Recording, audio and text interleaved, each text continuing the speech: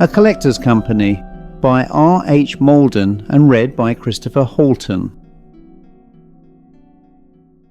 Tonight's story is A Collector's Company by R.H.Malden, one of the closest literary heirs to M.R. James. Malden was not only a distinguished Anglican clergyman and classical scholar, but also a personal friend of James himself, and the influence of the great master can be felt throughout his ghost stories. A Collector's Company was the earliest of the tales later gathered into his 1943 collection, 9 Ghosts, although it was originally written many years before.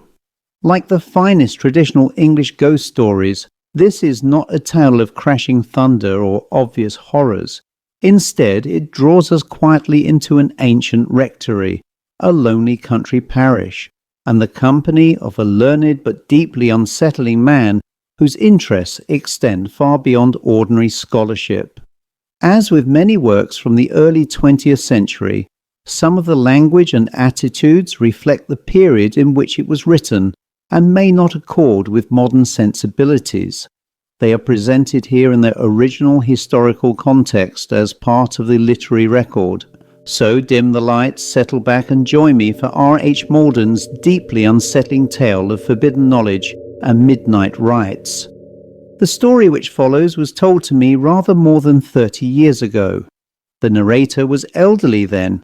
He died very soon after the end of the last war with Germany, so there can be no harm in repeating it now.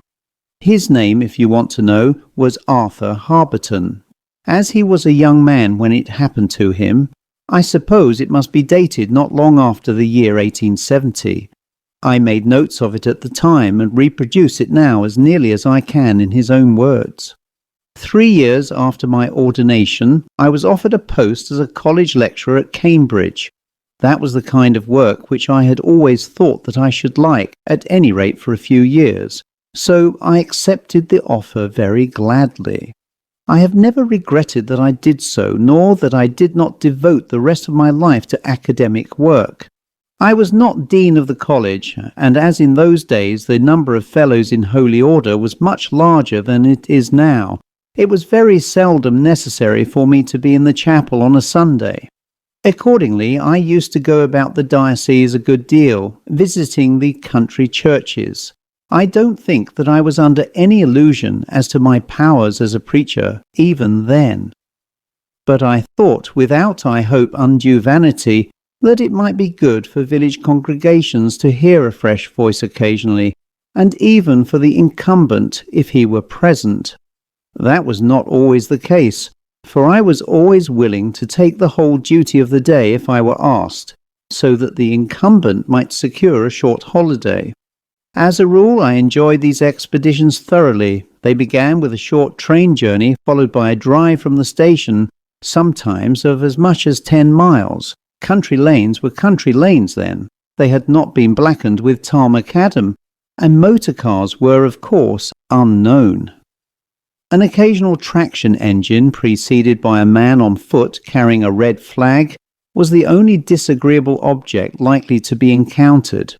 From a dog cart, which was usually the vehicle which came to meet me, it was possible to see over the hedges and to get a very fair idea of the country as you went along at 8 to 10 miles an hour. My hosts were generally interesting. For the most part, they were country-bred men who belonged naturally to their surroundings. Many of them had a wide variety of interests, and sometimes a store of real knowledge on which they were ready to discourse to a stranger.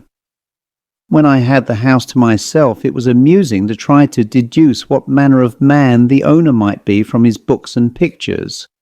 Most of the churches and a good many of the houses presented features of architectural interest, which appealed to me strongly. Besides, I used to enjoy such conversations as I might have with rural churchwardens, sextons, and other parish officials. I remember one churchwarden, a farmer I think, who had heard that Huntingdon was a fine town. Personally, he had never penetrated farther than St. Neots. When I told him that I lived in Cambridge, I might as well have said Pekin or Timbuktu. In another place, the village schoolmaster was opposed to elementary education in the abstract, not merely to the particular form of it which he was required to administer. He thought it unsettled children and took them off the land. There was no doubt something to be said on behalf of his views, but I couldn't help wondering whether he were quite the right man in the right place. Well, no doubt the countryside is more sophisticated now, and I won't bore you with speculations as to whether the gains outweigh the losses or not.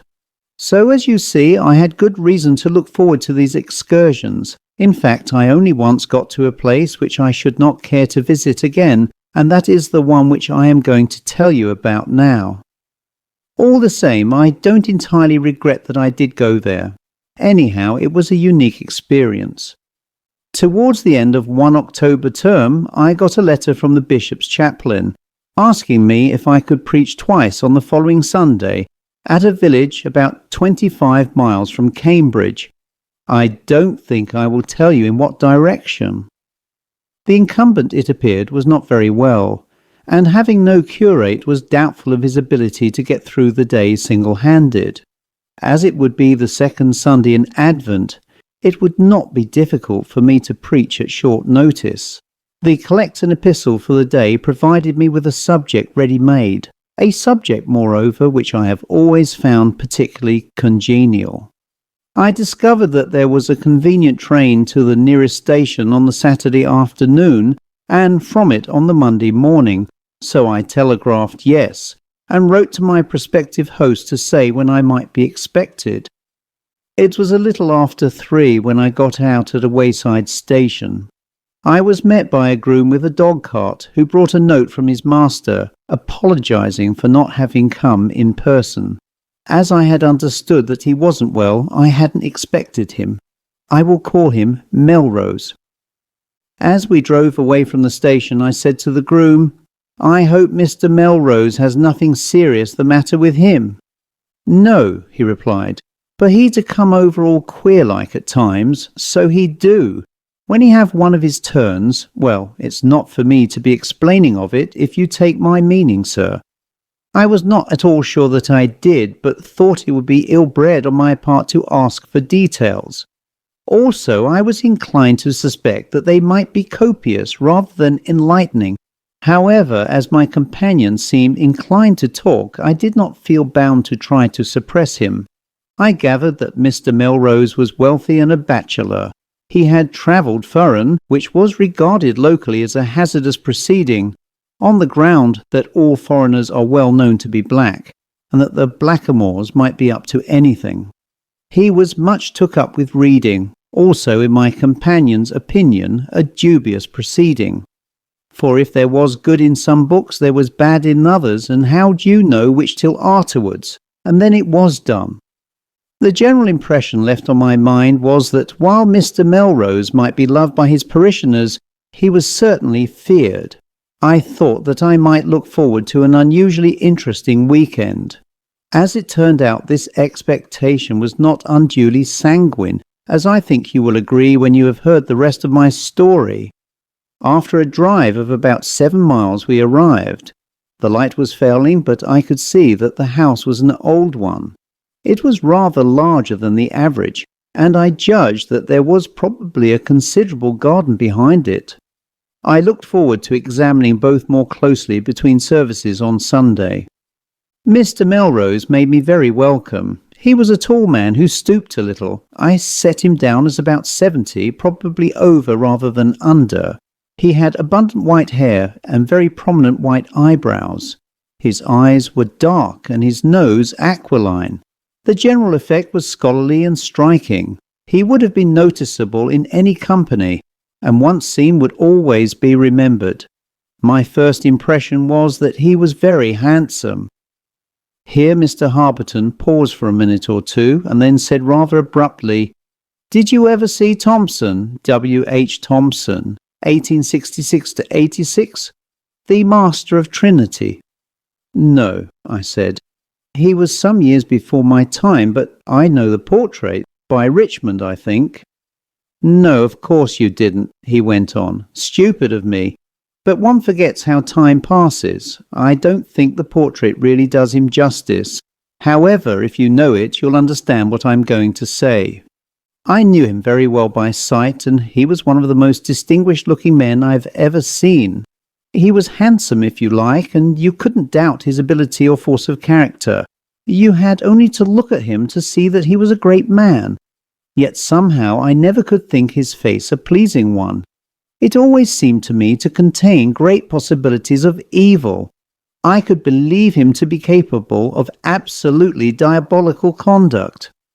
Well, I said, I believe that when Richmond painted Lightfoot, he declared that he had never had a sitter whose jaw was so obviously and unmistakably that of a murderer.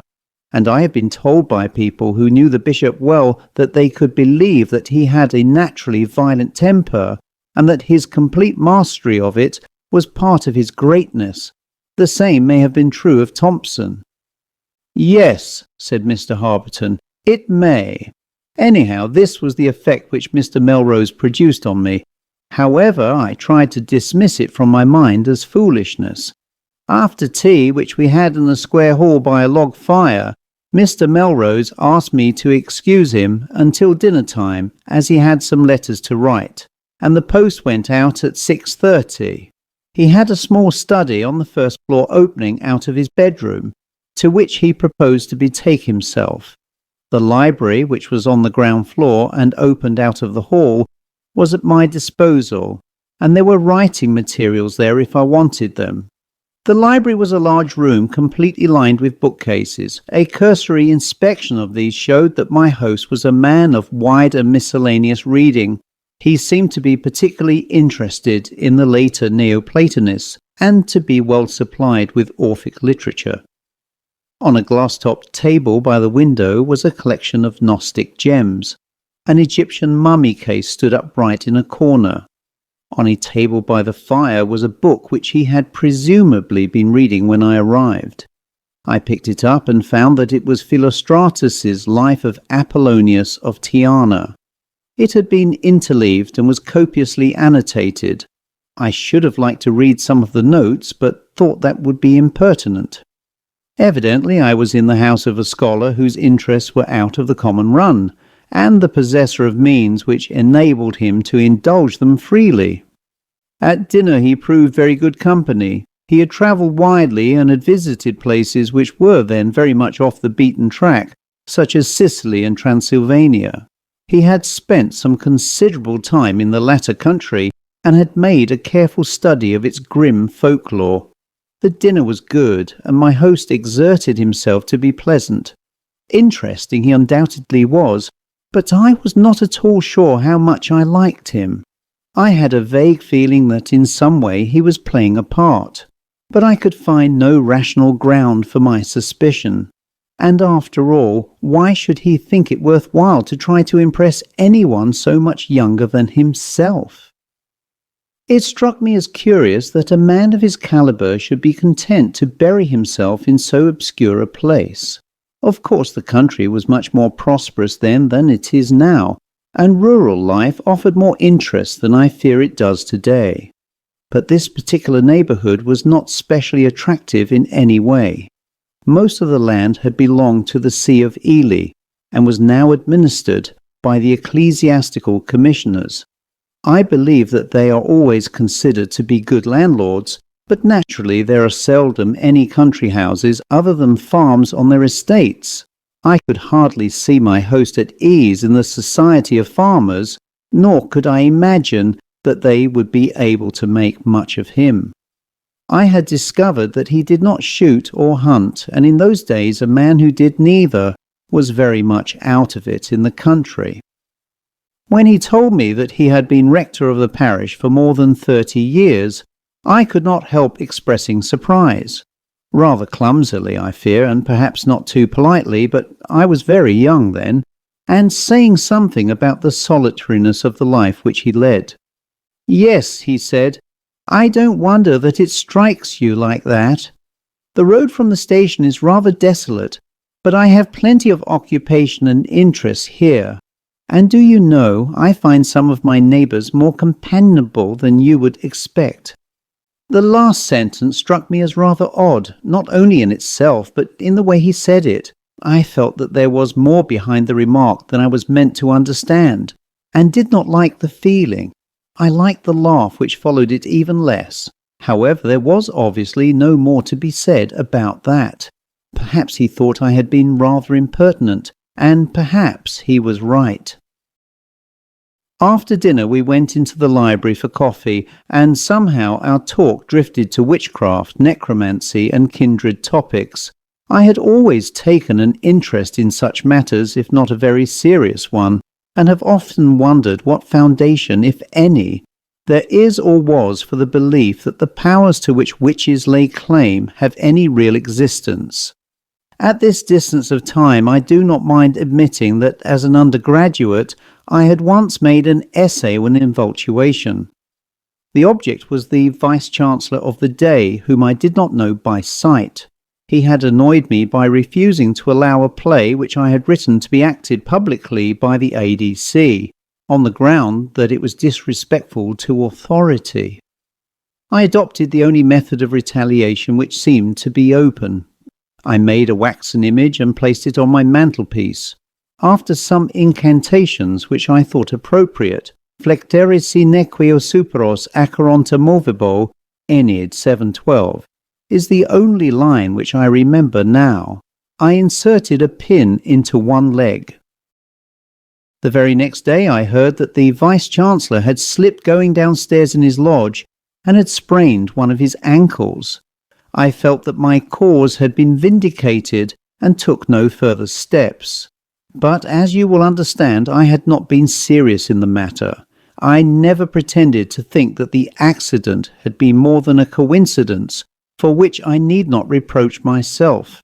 The story leaked out somehow, and one comment on it which came to my ears was, "Whole religions have been founded upon less evidence."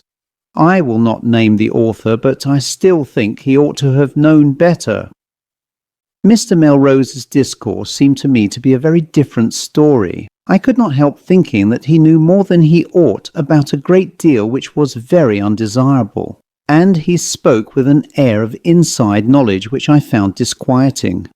His tone was that of a lecturer on a subject which he had really made his own, and he gave the impression of having verified at least some of his knowledge by experiment.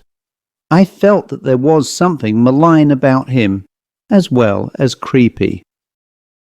Finally, I came to the conclusion that he was like an evil caricature of Dr. Hans Emanuel Briley, the Swedenborgian teacher in Uncle Silas, by Joseph Sheridan Le Fanu. Altogether, I was extremely glad when he suggested a move bedwards and was at pains to lock the door of my room. Perhaps that would not avail much if it came to the point, but the illusion of security which it produced was comforting. I do not know how long I had been asleep when I awoke with the impression which one sometimes has of having been disturbed by a loud and sudden noise. Probably the church clock, I thought, though I had not noticed it strike earlier in the evening. I was just disposing myself for a renewed period of slumber when it struck me that although my fire had burned low, the room was curiously light, not with firelight either. I had drawn back the window curtains before going to bed, as I usually did, and the light was coming from the window. Moonlight, you will say? But I knew that it was not. In the first place, the moon was several days short of full, and in the second, the light was not coming from a particular point. It was evenly diffused like daylight on a cloudy day, and no moon could have produced so much light from behind clouds. It seemed to me to have a bluish tinge, which was unnatural and unpleasant. I went to the window and looked out. It commanded a view of a good-sized lawn flanked by dark shrubberies of some sort, rhododendrons, I found out subsequently. This lawn sloped slightly upwards away from the house, and at the farther end was a low wall with a gateway in it leading to the churchyard. This and the church itself were as plainly visible as if it had been midday instead of just after midnight in December. But everything to right and left was in darkness. I felt as if I were looking down an illuminated tunnel, and it seemed obvious that something would appear at the upper end. I took my courage in both hands and waited. I did not have to wait long. Through the gate in the churchyard wall came my host. He seemed to be wearing a cassock with a long black cloak over it.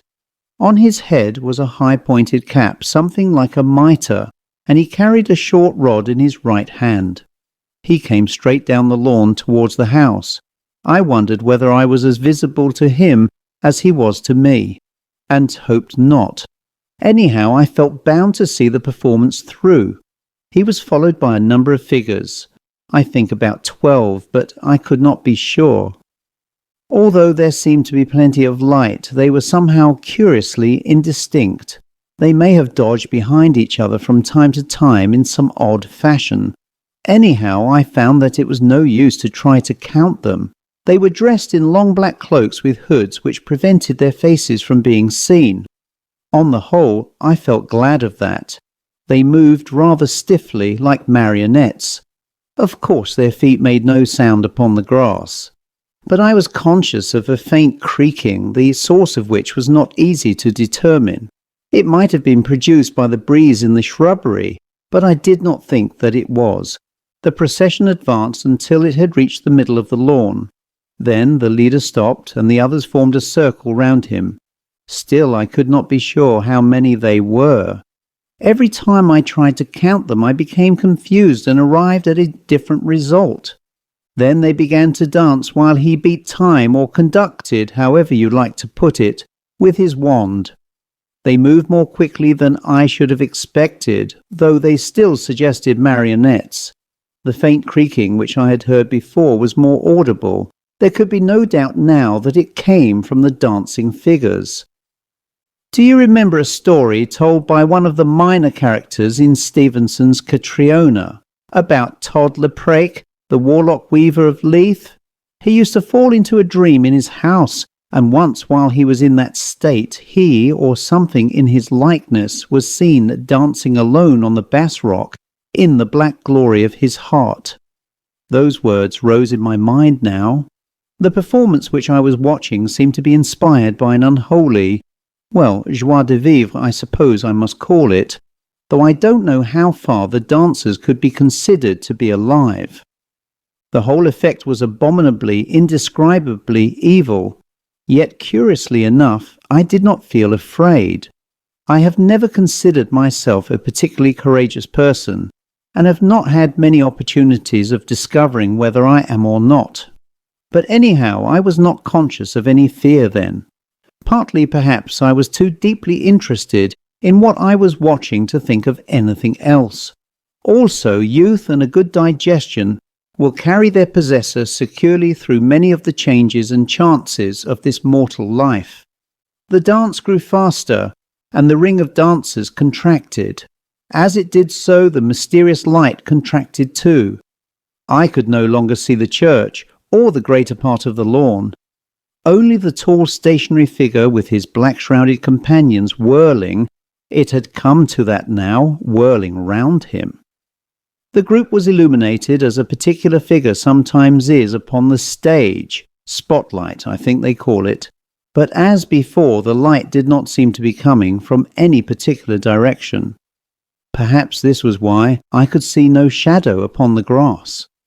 In another minute the dancers seemed to have closed in, and then, as was perhaps to be expected, the light went out. I could neither see nor hear anything. The garden seemed to be as dark and deserted as you might expect between midnight and 1 a.m. on a moonless night in December. As I turned away from the window, I heard the discordant cry of a nightjar. At least that was what I thought it sounded like, very loud, and apparently very close to my window. Immediately afterwards I heard a low chuckle. It was not a pleasant one. I felt pretty sure that whatever the joke might be, I should prefer not to meet the author of it.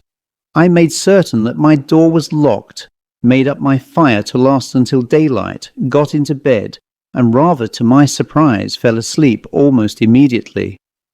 It was getting light when I woke. I got out of bed and unlocked my door. As I waited to be called, I naturally thought of my experience of a few hours earlier. The more I considered it, the less confident did I become that I had not dreamed the whole thing. I have always been an active and vivid dreamer, but have never had a vision of my head upon my bed worth taking seriously, even by the most nasty-minded psychoanalyst who ever came out of Vienna or anywhere else. At 8 o'clock the butler brought me tea and hot water. On the tray was a note from Mr. Melrose saying that he regretted that he was unable to leave his room. The clerk would show me where everything was in the church. Would I make myself at home in the house and ask for anything I wanted, etc., etc. "Is your master seriously ill?" I asked the man. "Ought a doctor to be sent for, or can you look after him?" "No, sir, not serious, but he don't come down as a rule after one of his nights, not for a day or two." For a moment I thought he was going to say more, but he turned away and began laying out my clothes. So I said something to the effect that old people often slept badly, and that no doubt a wakeful night was very exhausting. To this he merely replied, "Yes, sir," and left the room. While I was drinking my tea, I thought I would look at the lessons for the day, as I should probably have to read them myself. There was a Bible beside my bed, and I opened it at Isaiah. The first lesson was chapter 5, as you probably remember. And it so happened that the first words which caught my eye were from chapter 8, verse 19.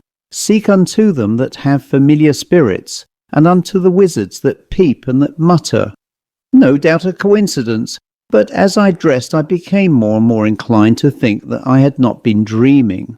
The day passed uneventfully. Evensong was at 3, as was not unusual in the country then during the winter months. I must confess that I was glad of this, as I did not relish the prospect of coming down the lawn from the church in the dark. Of course it was getting dark by the time service was over, and as I went through the gate leading from the churchyard, I had an uncomfortable feeling that my movements were being watched by some person or persons whom I could not see, and not with any amiable solicitude for my welfare. However, nothing untoward happened then or during the evening. I went to bed early and slept soundly all night. Next morning the butler brought another note from my host, expressing his regret that he would be unable to see me before I left, the disappointment which he felt at having had so little of my society, and a hope that I had been made comfortable. I replied to the first two heads of this communication as politely as was consistent with the truth. As regards the third, I could reassure him honestly. I left the house soon after breakfast. The butler had not seemed disposed to be communicative, nor was the groom who drove me to the station. 3 days later, I went down for the Christmas vacation. Mr. Harberton was silent for a minute or two, so I asked, I must admit with a feeling of disappointment, "Is that all?" "Not quite," he replied, "but for the conclusion of the story you had better read this." He handed me a cutting from a newspaper, probably a local weekly, which he took from a large old-fashioned pocket-book. I had seen the book before, as it was his practice to carry it with him. The cutting was from the bottom of a column, so no date was visible. I judged it to be about 30 years old. It ran as follows. "Rector's strange death. A painful sensation was produced at," the name of the place was carefully erased, "on Christmas morning. As soon as it was light, the sexton, Mr. Jonas Day, had gone to the church to make up the fire in the stove. As he approached the south door, he was horrified to observe the body of the rector lying face downwards on a flight of 4 steps leading from the churchyard to the rectory garden. He went at once to the house and summoned the butler, Mr. Thomas Blogg, and the groom, Mr. Henry Meakin. They carried the reverend gentleman to his room, but it was all too evident that the vital spark had ceased to pulsate. Dr. Horridge was sent for, and arrived a little before 10 o'clock. He reported that the neck of the deceased was broken, and that death must have intervened some hours before. It may be presumed that the unfortunate gentleman had gone to the church at a late hour to satisfy himself that everything was in order for the morrow. The steps were slippery with frost, and he did not appear to have taken a lantern. The Reverend, name erased, had held the rectory for 32 years, and the sad occurrence cast a deep aura of gloom over the festivities, naturally incidental to the day. The inquest was held at the Fox and Grapes on the 30th of last month, Dr. Horridge presiding as coroner. Mr. Blogg deposed that his master not infrequently went to the church late at night. When asked by one of the jury if he knew for what purpose, he replied that he had never demeaned himself to curiosity in his master's business. He was warmly commended by the coroner for his reply. Mr. Day deposed that when he approached the body he saw some curious marks on the back of the coat. When pressed to describe them, he said like muddy claws. Neither Mr. Blogg nor Mr. Meakin had noticed these. The coat was sent for, but it had been brushed. The coroner thought that they might easily have been made by an owl or some other bird of the night perching upon the body after life was extinct, and by his direction the jury returned a verdict of death by misadventure. The funereal obsequies were celebrated on the 2nd instant. "May I take a copy of this?" I asked. "Yes, if you like," said Mr. Harberton, and I did. The end. That was A Collector's Company by R.H.Malden. What makes this story linger in the mind is not simply its supernatural element, but its restraint. Malden follows the Jamesian tradition perfectly. The horror is glimpsed rather than explained, and the reader is left to wonder precisely what dreadful company the lonely rector was keeping on those winter nights. If you enjoyed this classic tale of quiet scholarly terror, please consider leaving a like, subscribing to the channel, and sharing the video with anyone who appreciates the great tradition of English ghost stories. As always, thank you very much for listening, and until next time, good night. For several years I've devoted myself to creating original ghost stories, strange tales, atmospheric narrations, and supernatural fiction through haunted tales of darkness.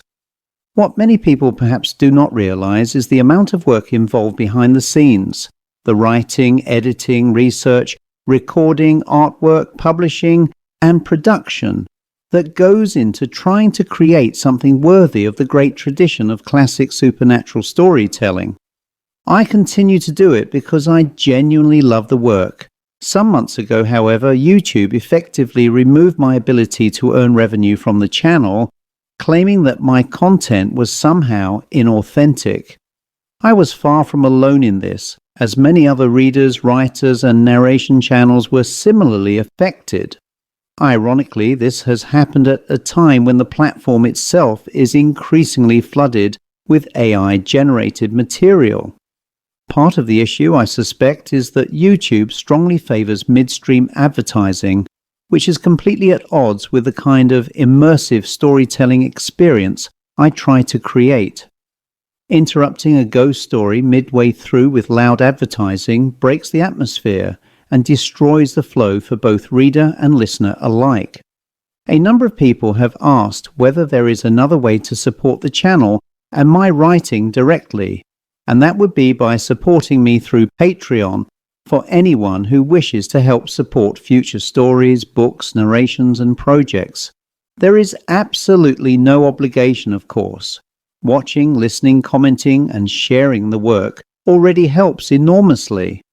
But for those who would like to contribute monthly or simply leave the occasional gift of support, it would be deeply appreciated and would directly help me continue creating new material. Thank you to everyone who has followed and supported Haunted Tales of Darkness over the years.